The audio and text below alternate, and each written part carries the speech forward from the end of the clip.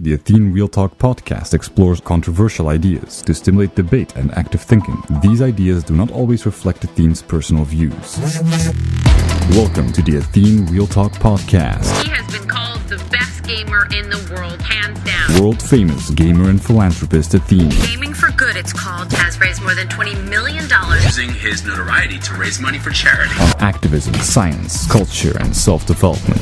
Proud to have him in the studio today. I would not want to take you on in a video game. We are all just born, right? Very easy. We're born. We have our biological needs. We grow up. And basically these biological needs have advanced through billions of years of evolution in order to allow us to survive, reprocreate, evolve. And you have all these mechanics that are at play, that are directed by hormones, by certain levels of neurotransmitters in your brain and shit. And that brings about your behavior and personality. And then with your beliefs and stuff, you have certain control over these hormones. You have all this crazy intricity. But even within all this complexity of what we are, you can still see some patterns that are very interesting. And basically, when we grow up, we have these needs that we want to fulfill, and we try to fulfill them. And as we grow older, these needs get channeled as human beings through these concepts, these constructs, these beliefs that provide for these needs.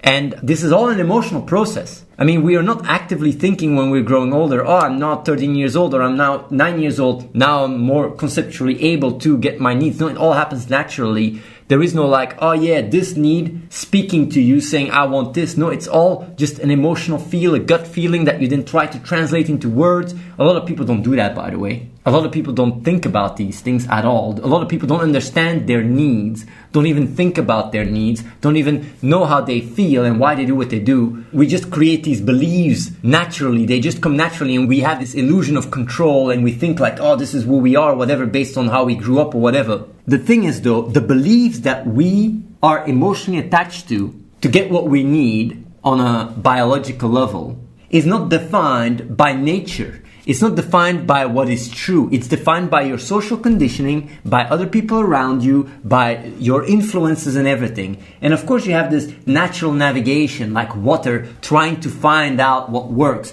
But even what works does not mean what is optimal. It's not because robbing a store can work that it's optimal. For example, you can just go find a job, make a living, and buy stuff and work in a win-win situation. Even though robbing a store, if you're good at robbing, you can really go like, yeah, this works, until the point you get caught. When it comes down to how we go about life, our beliefs are not always the most optimal ones. Actually, the beauty is there is always one that is more optimal. But that's something a lot of people don't realize. That's actually the most important insight in the book. There is always more optimal beliefs to get what you need. If you have that insight and that awareness, being attached to your belief and say this is how it is, it actually reduces your ability to get what you need. Here comes the crazy thing that I wanted to address, that sometimes what you believe goes against what you need and you're emotionally attached to. But if I interact with you, what I want to do for you is I want you to be able to fulfill your need, because my need is for you to grow. My need is to contribute to the world. Because as you grow into your needs, you want more and more to just contribute to the world. So the way I contribute is for you to get what you need, so you can go to the point where your need is to contribute as well. That's how it works. You want to inspire. You want to inspire and help people grow. But now, if your belief that you're attached to goes against your need, then I'm in a paradoxical situation, because if I address that your belief is not really getting what you need, you don't have the ability to make that connection on an understanding level. You just see it as a threat. So basically, how do I help you get what you need if you're emotionally attached to beliefs that disable you to get what you need? And if I address that, you get triggered. Here is the answer. The answer is by making you walk your own path, by making you make the connections yourself without me addressing that your belief is flawed. Because if the moment I address that your beliefs are flawed and will cost you more than help you, most people just get triggered as fuck. If I tell you like, guys, when you say like, I really like to play games, I don't want to lose my games, or I don't want to lose my freedoms, or whatever the fuck. These emotional attachment to these beliefs are limiting you to get what you need. It's because you believe that stuff that you sit on your ass and being lazy and all that shit. It's not because that's what you are. Because what you are is this pure essence. It's the beliefs. It's the attachment to the beliefs that are actually taking away what you need. Because what you truly need on a fundamental level is not playing video games. It's not sitting on your ass. What you need is safety, is being able to take care of yourself, is a sense of belonging, is having good friends, is having a good relationship, is being able to accomplish things, is being able to contribute to the world. It's being able to express yourself, being spontaneous. There's so much stuff that you need on a fundamental level that your beliefs are stopping you to get it. And here's the beauty. The reason why you even believe in these things and the reason why you're emotionally attached to it is because it works. And when I say it works, I don't mean it works optimally. It just works within the current framework. So basically, if you have an attachment to certain beliefs, I'm telling you, it's about you figuring out, but wait a minute, if I'm emotionally attached to understanding instead, I'll get my needs much better than if I'm emotionally attached to all these other beliefs that don't really provide for what I need. The problem with that is, like, a lot of people might just go through this idea and understanding, okay, I'm gonna go and, adopt understanding or logic or whatever the fuck, but then it doesn't work as well because you haven't trained your prefrontal cortex, you're not used in doing so, and then as a result you just fall back to your previous patterns. Although understanding, emotional and conceptual and cognitive understanding, can provide for anything. It just requires you to take the time to reflect on it, meditate, and just you can lay down and think about these things, and really your growth will be insane. But yeah, like, I know that when I say these things and I explain these things, when you're emotionally attached to your beliefs, right, and you don't use understanding, then the way this conversation goes is as follows. You just hear blah, blah, blah, submit, blah, blah, blah, is this another click, blah, blah, blah. There is very little cognitive processes going on because you don't value it as much. And I'm not blaming it. I'm not blaming you. I'm not saying this is wrong or whatever. It just is what it is. But I'm just saying, like, take the time, go lay down, reflect on your emotions, really think, meditate a bit. Think for yourself. When I say think for yourself, you don't have to be like Leonardo da Vinci or Einstein. Just reflect on your emotions. See why you feel what you feel. Like what Naruto did earlier about like the porn star. Just think, why do I want to do what I want to do? What do you guys want to do? And then wonder, like, where does that come from? Why do you want to do that? Emotionally, not rationally. Don't just think like, oh, but this just sounds silly. No. Just allow yourself. Go. Like, I want people to think that I'm smart. Think about it. Why do you want that? Like, the same reason why the real Naruto wants to fuck a porn star is the same reason why you want people to think you're smart. It's because you guys have your own value defined by people around you. And the reason why the people around you define your own value is because that's what worked for you. But I can tell you, you can provide for everything yourself. And when you say like, but I don't want to be lonely, I don't want to, well, are you not lonely now? You will be a lot less lonely when you know what you stand for, when you have understanding, when you grow from within. You will be a lot less lonely. You will stand and know who you are. Wherever you walk, you will have your understanding next to you. I got a lot of shit in my life as well. I got a lot of people being alienated, being called a cult leader, whatever the fuck. Like, I'm also the kind of person, that have gone through a lot of shit. But at the same time, the reason why I never really broke down or whatever from the essence is because I had this thing I could fall back on, this understanding. I had this strong love for myself as well. I had this idea that I knew that I could take care of myself. I knew what I stood for. And I'm not saying like these are strong rules or identity. No. Just understanding. When you go about these things and you go like, yeah, I'm doing this. I'm afraid to be lonely. I'm afraid to do, like, go. Challenge the fear. Look him in the eyes. Go to it. Experience it. And you will see that, as you go through this process where you really like cry, do whatever. Face your fears. What's the worst thing that can happen? That's how you grow. That's how you get more perspective. That's how you get more understanding. I'm first going to explain the core. And the core for everyone, our core is emotional. We are emotional beings. Even me, I'm an emotional being. The only reason why I'm so structured and so rational is because on an emotional level, I really trust reason. I trust understanding. And that's why I basically submit to this understanding, because that's the one that is actually, making the shots, making the calls. On a fundamental level, we're all emotional, driven beings. We're all emotional driven. I'm also emotional driven, but it channels it immediately through reason. That's why I would say like my understanding is central, because my understanding has gotten like all the authority, basically. It has the authority, has the control in my life. So it's like a child or a person really truly believing in God. The Bible has control, or the parents have control, whatever. Either way. The way it works is when you experience, right? Experience is merely all the emotions that are right now active, how they express themselves. For example, when you go through an emotional turbulent situation, the emotion that you experience is not one. you're basically experiencing a soup of emotions. But they all express themselves just as one experience. And it can be sometimes extremely disoriented.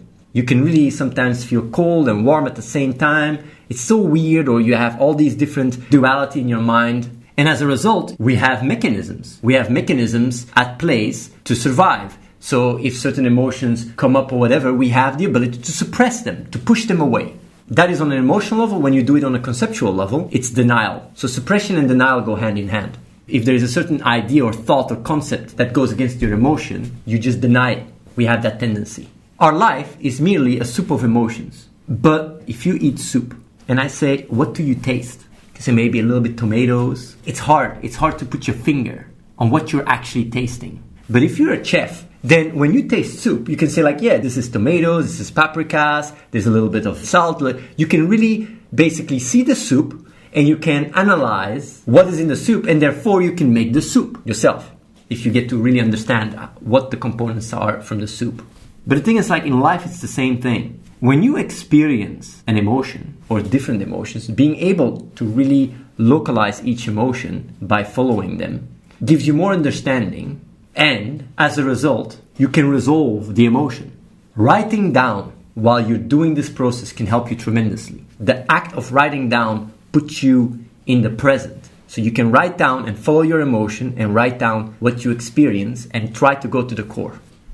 When I say understanding works, before I'm going to go about how to solve them, I also want to say that the problem with this suppressing and denial, emotions themselves are biased. You can feel one day really happy, and you can feel another day very unhappy. And basically your opinions, your beliefs, the way you look at things, there's so many studies about that, can shift from your mood. The thing is, I want to tell you guys this is very important, and this might be a little bit hard to digest, but you cannot trust your beliefs when you're emotionally driven because you're biased. Your opinions, they fluctuate. It's like you can today be a pro-Trump supporter and tomorrow a pro-Hillary supporter, but you cannot trust these beliefs. You cannot trust these ideas because they're merely driven by your emotions. And you see that all the time. Of course, being able to see that in yourself can help you to find structure and consistency in what to think and what to believe. But that aside, I'll give you guys an example. Fabio, this is what he told me. When he realized that his opinions are just biased and are just merely the result of what he needs emotionally, he couldn't trust himself. He couldn't trust his opinions, and it really caused quite some existential fear.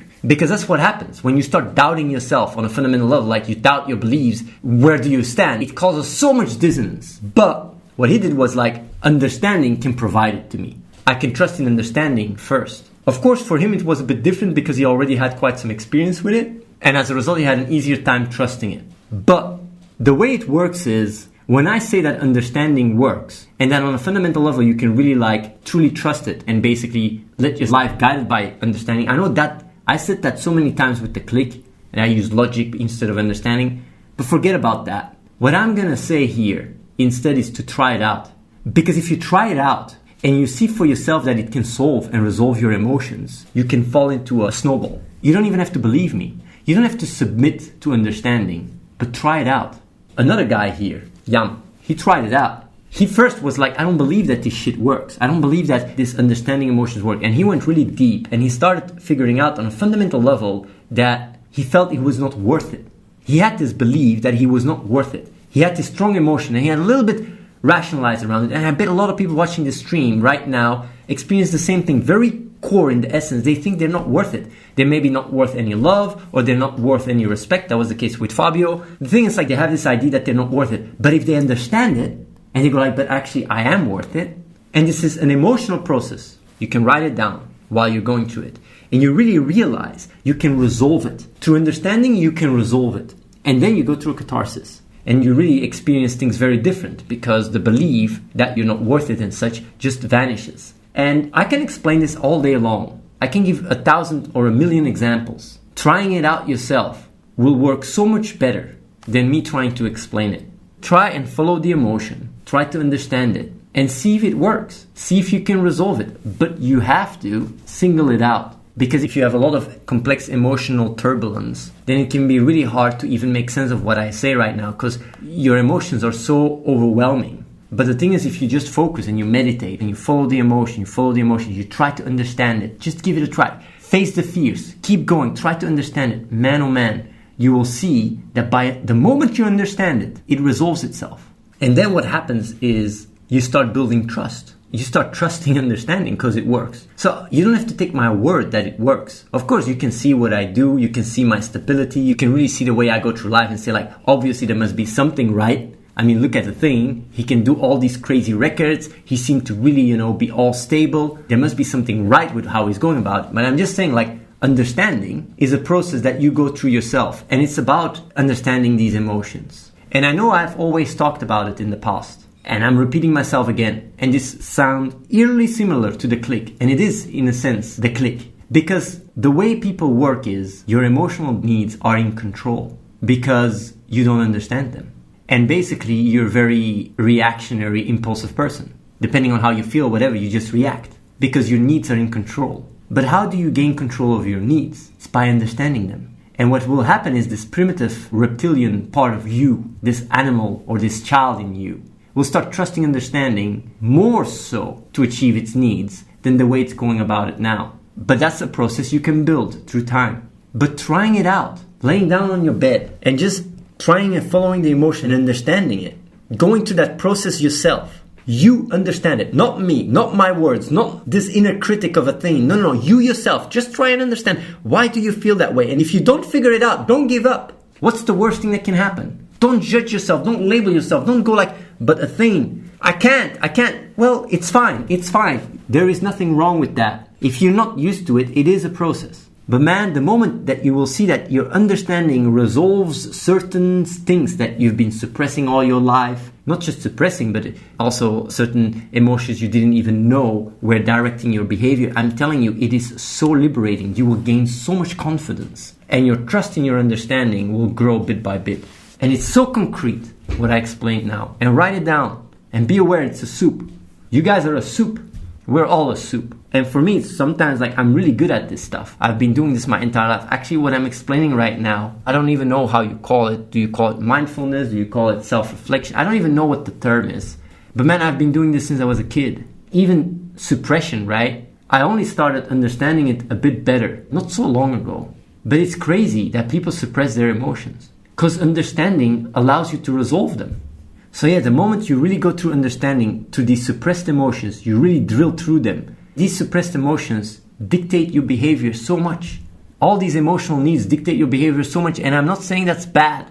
I'm just saying like if you allow yourself to understand them, you can grow so much more into a consistent person. And you'll be so much more stable and reliable and balanced. Subscribe to youtube.com/AtheneWins. Watch the live stream at twitch.tv/AtheneLive and follow the real Athene on Snapchat.